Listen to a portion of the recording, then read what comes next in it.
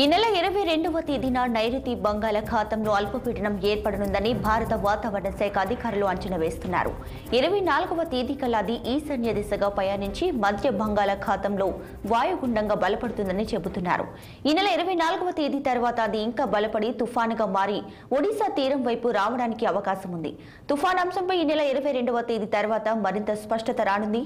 అయితే ద్రోణి ప్రభావంతో వర్షాలు తమిళనాడు ప్రాంతంలో అవార్తనం, మహారాష్ట్ర నుంచి తమిళనాడు వరకు కొనసాగుతున్న ద్రోణి ప్రభావంతో దక్షిణ భారతదేశంలో ఈ నెల 23 వరకు భారీ వర్షాలు కురవనున్నాయి. ఈ ద్రోణి ప్రభావంతో ఏపీలో రాబోయే 5 రోజులు తేలికపాటి వర్షాలు కురవనున్నాయి.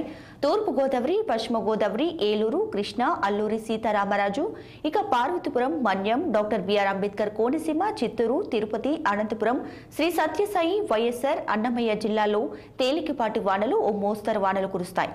కొన్ని జిల్లాల్లో ఉరుములు, మెరుపులతో పాటు ఈదురు గాలులు వీస్తాయి. పుదుచ్చేరి, కర్ణాటక, తమిళనాడు, కేరళ రాష్ట్రాల్లోనూ అతి భారీ వర్షాలు కురిసే అవకాశం ఉంది.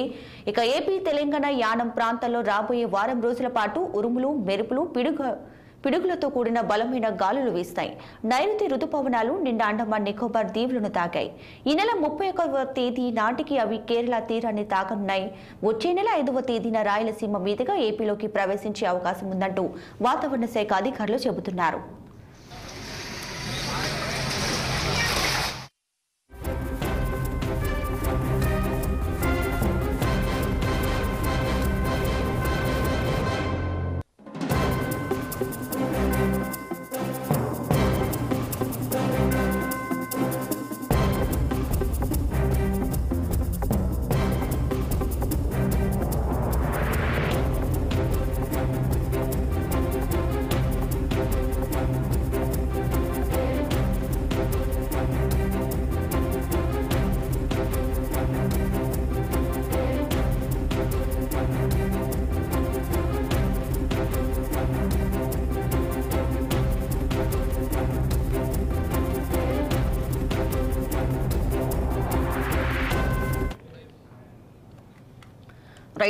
ఏపీకి తుఫాను ముప్పు పొంచి ఉన్న నేపథ్యంలో రాబోయే 5 రోజుల పాటు కూడా భారీ వర్షాలు కురిసే అవకాశం ఉందంటూ వాతావరణ శాఖ హెచ్చరికలు జారీ చేయడం జరిగింది. ఇక దీనికి సంబంధించి పూర్తి డీటెయిల్స్ మా ప్రతినిధి కీర్తి కన్నబాబు లైవ్ లో అందించడానికి సిద్ధంగా ఉన్నారు. కన్నబాబు, చెప్పండి, తుఫాను ముప్పు నేపథ్యంలో అధికారులు ఎలాంటి ఏర్పాట్లు చేస్తున్నారు? ప్రజలను ఏ విధంగా అలర్ట్ చేస్తున్నారు? ఆంధ్రప్రదేశ్ వ్యాప్తంగా రానున్న 2 రోజుల్లోనూ భారీ నుంచి అతి భారీ వర్షాలు కురిసే అవకాశం ఉందని ఇప్పటికే వాతావరణ శాఖ అధికారులు అయితే చెప్తున్నారు. ప్రస్తుతం 2 రోజుల పాటు కూడా కొద్దిపాటు మోస్తరు వర్షాలు కురిసే అవకాశం ఉంది. 2 రోజులు అనంతరం కూడా కొద్ది భారీ వర్షాలు కురిసే అవకాశం ఉంది అయితే వాతావరణ శాఖ అధికారులు అయితే చెప్తున్నారు. పరిస్థితి అయితే చూడొచ్చు. అయితే మనం ప్రస్తుతం విశాఖ సాగర్ తీరంలో అయితే ఉన్నాం. సాగర్ తీరంలో ఉన్నటువంటి పరిస్థితి అయితే చూస్తే సముద్రం అంతా అల్లకొల్లంగా అవుతున్నటువంటి పరిస్థితి అయితే ఉంది.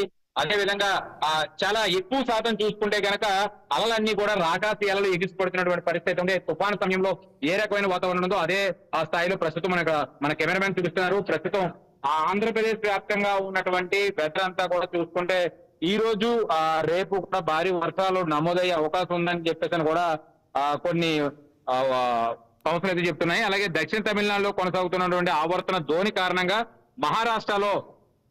మహారాష్ట్ర నుంచి దక్షిణ తమిళనాడు వరకు కూడా ఉపరితల ద్రోణి విస్తరించి ఉందని చెప్పేసి అయితే పేర్కోవడం జరిగింది. అయితే ఈ నెల 22వ తేదీ నాటికి మరింత బలపడి బంగాళాఖాతంలో అల్పపీడనంగా మారే అవకాశం ఉందని కూడా తెలుస్తున్నటువంటి పరిస్థితి ఉంది. అయితే ఈ నెల 24వ తేదీ నాటికి వాయుగుండంగా మారే ఛాన్స్ కూడా ఉందని అయితే వాతావరణ శాఖ అధికారులు చెప్తున్నటువంటి పరిస్థితి మనం చూస్తున్నాము.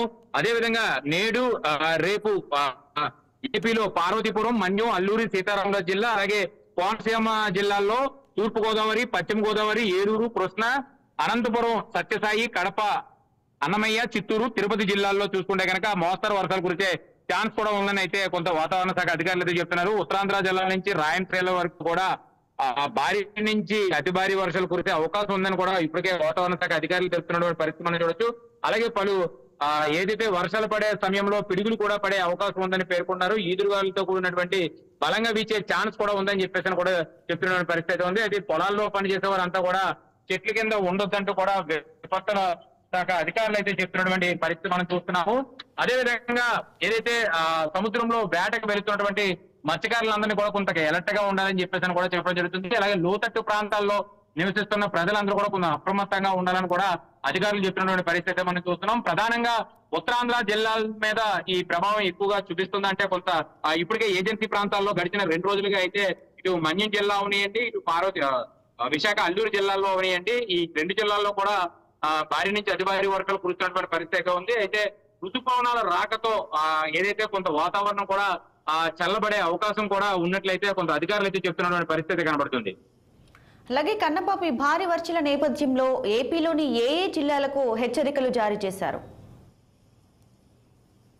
ముఖ్యంగా ఉత్తరాంధ్ర జిల్లాలు అలాగే రాయలసీమ జిల్లాల్లో ప్రధానంగా ఉన్నటువంటి ఏదైతే కొన్ని జిల్లాలు ఏవైతే ఉన్నాయో ఆ జిల్లాల మీద ఈ ప్రభావం ఎక్కువగా పడే అవకాశం ఉన్నట్లయితే చెప్తున్నారు.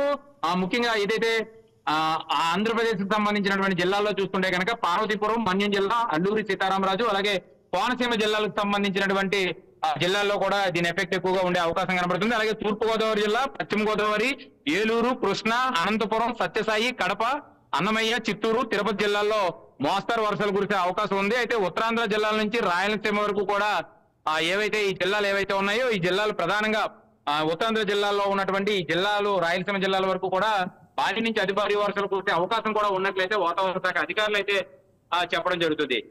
ఈ నేపథ్యంలోనే చూసుకుంటే ఈ జిల్లాలు ఏవైతే ఉన్నాయో ఈ జిల్లాల్లో ఉన్నటువంటి ప్రధాన ఏజెన్సీ ప్రాంతాల్లో అన్నిట్లో కూడా మోస్తరు నుంచి భారీ వర్షాలు కురిసే అవకాశం ఉన్నదని వాతావరణ శాఖ అధికారులు చెప్తున్నారు. మరోవైపు అయితే ప్రస్తుతం కూడా ఏజెన్సీ జిల్లాలు అల్లూరు సీతారామరాజు జిల్లాలో ఉన్నటువంటి పాడేరు, లంబసింగు, చింతపల్లి ప్రాంతాలతో పాటు కూడా ఇటు మన్యం జిల్లాలో ఉన్నటువంటి ఏవైతే ప్రధానంగా పార్వతీపురం, కురపం సంబంధించినటువంటి ప్రాంతాల్లో కూడా ఇప్పటికే భారీ వర్షాలు కురుస్తున్నటువంటి పరిస్థితి మనం చూడొచ్చు.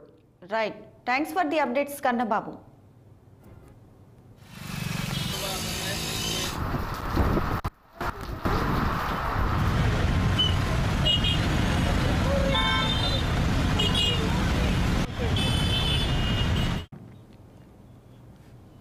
కాంగ్రెస్ కి ఓటేయడం అంటే మోసాన్ని